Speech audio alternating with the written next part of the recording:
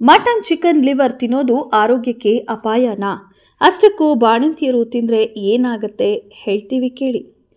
ಮಾಂಸಾಹಾರಿಗಳಿಗೆ mutton chicken ಅಂದರೆ favourite ಅಂತಾನೆ ಹೇಳಬಹುದು. ಇವೆರಡರಿಂದ ಮಾಡಿದ ಯಾವುದೇ ಫುಡ್ ತಿನ್ನಲು ತುಂಬ ರುಚಿಕರವಾಗಿರುತ್ತೆ. ಅದರಲ್ಲೂ ಮಟನ್ ಚಿಕನ್ ಲಿವರ್ನಿಂದ ಮಾಡುವ liver fry, liver rice, liver ಗೊಜ್ಜು ಸೇರಿದಂತೆ ಅನೇಕ ಪದಾರ್ಥಗಳು ಸಿಕ್ಕಾಪಟ್ಟೆ ಟೇಸ್ಟಿಯಾಗಿರುತ್ತವೆ. ಇನ್ನು ಚಿಕನ್ ಲಿವರ್ ಕಬ್ಬಿಣ ಮತ್ತು ಸತುವಿನ ಅಗತ್ಯ ಪ್ರಮಾಣವನ್ನು ಒದಗಿಸುತ್ತೆ.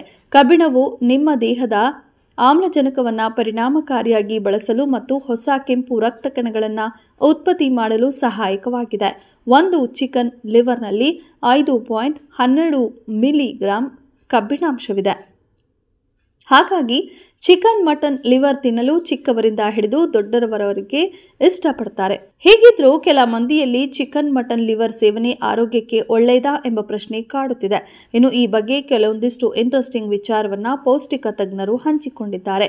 ಈ ಬಗ್ಗೆ ಮಾತನಾಡಿರುವ ತಜ್ಞರು, ಚಿಕನ್ ಮಟನ್ ಯಕೃತ್ತಿನ ಅಧಿಕ ಸೇವನೆಯು ದೇಹಕ್ಕೆ ಸಾಕಷ್ಟು ಹಾನಿಯನ್ನ ಉಂಟು ಮಾಡುತ್ತೆ ಎಂದಿದ್ದಾರೆ.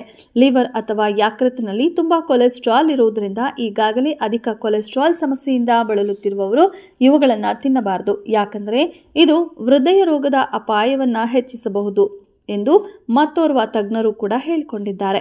ಇನ್ನು ವಿಟಮಿನ್ ಎ ಕೊರತೆಯನ್ನು ಸರಿದೂಗಿಸಲು ವಿಟಮಿನ್ ಎ ಪೂರಕಗಳನ್ನು ತೆಗೆದುಕೊಳ್ಳುವಂತೆ ವೈದ್ಯರು ಸಾಮಾನ್ಯವಾಗಿ ಶಿಫಾರಸು ಮಾಡ್ತಾರೆ.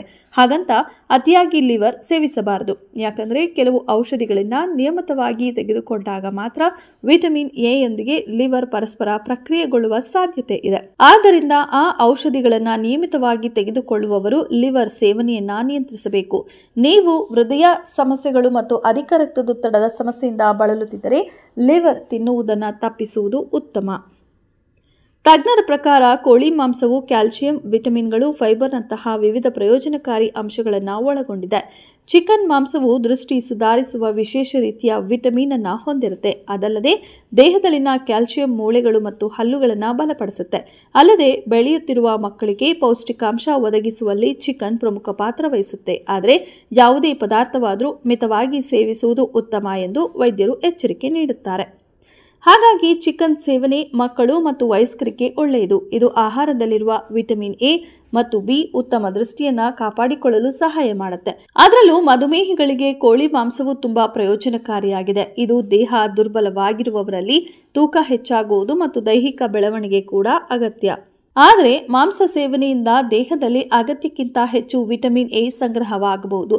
ಇದರಿಂದ ವಿಟಮಿನ್ ಎ ವಿಷತ್ವ ಉಂಟಾಗತ್ತೆ. ಯಾಕಂದರೆ ದೇಹದಲ್ಲಿನ ಯಕೃತ್ತು ಹೆಚ್ಚುವರಿ ವಿಟಮಿನ್ ಎಯನ್ನು ಪ್ರಕ್ರಿಯೆಗೊಳಿಸಲು ಸಾಧ್ಯವಾಗುವುದಿಲ್ಲ. ಇದರ ಪರಿಣಾಮ ದೇಹದಲ್ಲಿ ಅಗತ್ಯಕ್ಕಿಂತ ಹೆಚ್ಚು ವಿಟಮಿನ್ ಇದ್ದರೆ ಹೈಪರ್ ವಿಟಮಿನೋಸಿಸ್ ಸಂಭವಿಸಬಹುದು. ಹಾಗಾಗಿ ಚಿಕನ್ ಅಥವಾ ಮಟನ್ ಲಿವರ್ ಸೇವಿಸುವ ಮುನ್ನ ವೈದ್ಯರನ್ನ ಸಂಪರ್ಕಿಸುವುದು ಉತ್ತಮ ಎಂದಿದ್ದಾರೆ. ಇದೆಷ್ಟು ಈ ಹೊತ್ತಿನ ಸುದ್ದಿ. ಮತ್ತಷ್ಟು ಸುದ್ದಿಗಳಿಗಾಗಿ ನೋಡ್ತಾ ಇರಿ ಸಿರಿ ಟಿವಿ.